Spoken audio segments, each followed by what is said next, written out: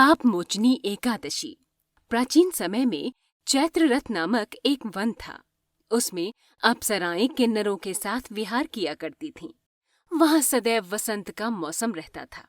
उस जगह देवेंद्र अन्य देवताओं के साथ क्रीड़ा किया करते थे।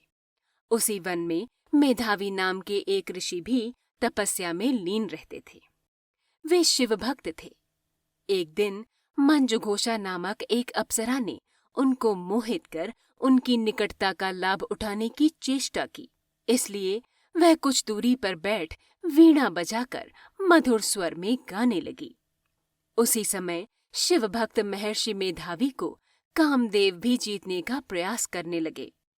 उस समय महर्षि मेधावी भी युवावस्था में थे और काफी हृष्ट-पुष्ट थे। उन्होंने यज्ञोपवीत तथा दंड धारण कर रखा था। वे दूसरे कामदेव के समान प्रतीत हो रहे थे। उस मुनि को देखकर कामदेव के वश में हुई मंजुघोषा ने धीरे धीरे मधुर वाणी से वीणा पर गायन शुरू किया तो महर्षि मेधावी भी मंजुघोषा के मधुर गाने पर तथा उसके सौंदर्य पर मोहित हो गए।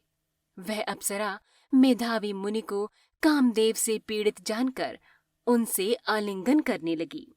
महर्षि मेधावी उसके सौंदर्य पर मोहित होकर शिव रहस्य को भूल गए और काम के वशीभूत होकर उसके साथ रमण करने लगे।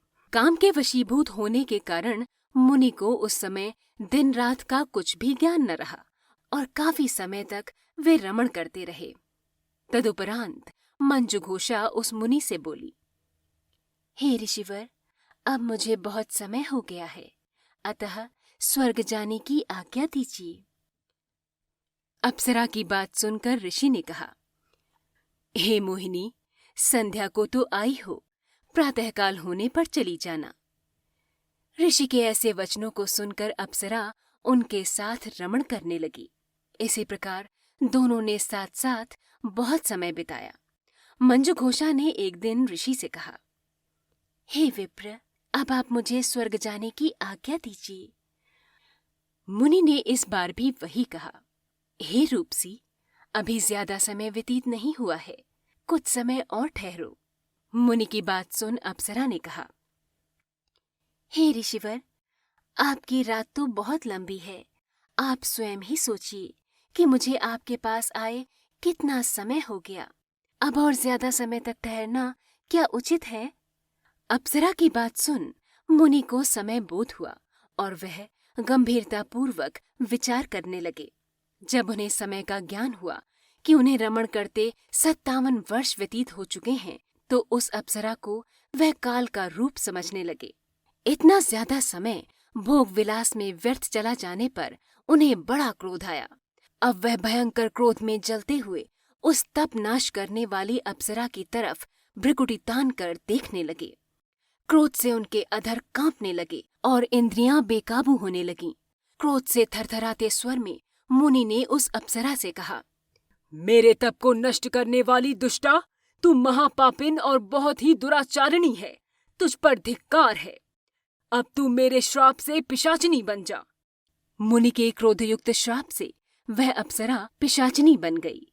यह देख वह व्यथित होकर बोली, हे ऋषिवर, अब मुझ पर क्रोध त्याग कर प्रसन्न होइए और कृपा करके बताइए कि इस शाप का निवारण किस प्रकार होगा।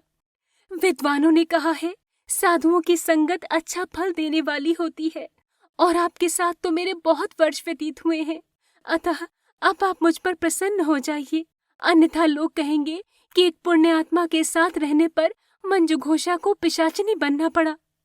मंजुघोषा की बात सुनकर मुनि को अपने क्रोध पर अत्यंत ग्लानि हुई, साथ ही अपनी अपकीर्ति का भय भी हुआ। अतः पिशाचिनी बनी मंजुघोषा से मुनि ने कहा, तूने मेरा बड़ा बुरा किया है, किंतु फिर भी मैं तुझे इस श्राप से मुक्ति का उपाय बतलाता हूँ। चैत्र मास के कृष्ण पक्ष की जो एकादशी है, उसका नाम पापमोचनी है। उस एकादशी का उपवास करने से तेरी पिशाचिनी की देह से मुक्ति हो जाएगी। ऐसा कहकर मुनि ने उसको व्रत का सब विधान समझा दिया। फिर अपने पापों का प्रायश्चित करने के लिए वे अपने पिता च्यवन ऋषि के पास गए।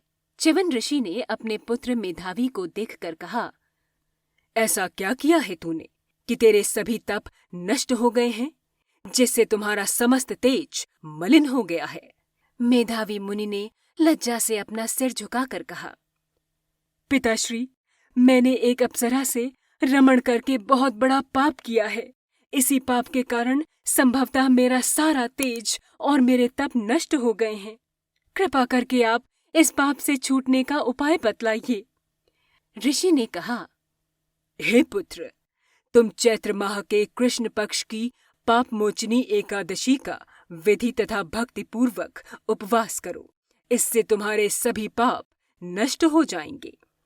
अपने पिता च्यवन ऋषि के वचनों को सुनकर मेधावी मुनि ने पाप मोचनी एकादशी का विधि पूर्वक व्रत किया। उसके प्रभाव से उनके सभी पाप नष्ट हो गए। पाप मोचनी एकादशी के प्रभाव से समस्त पाप नष्ट हो जाते हैं। इस एकादशी की कथा के श्रवण व पठन से 1000 गोदान करने का फल प्राप्त होता है और अंत में स्वर्ग लोक की प्राप्ति होती है।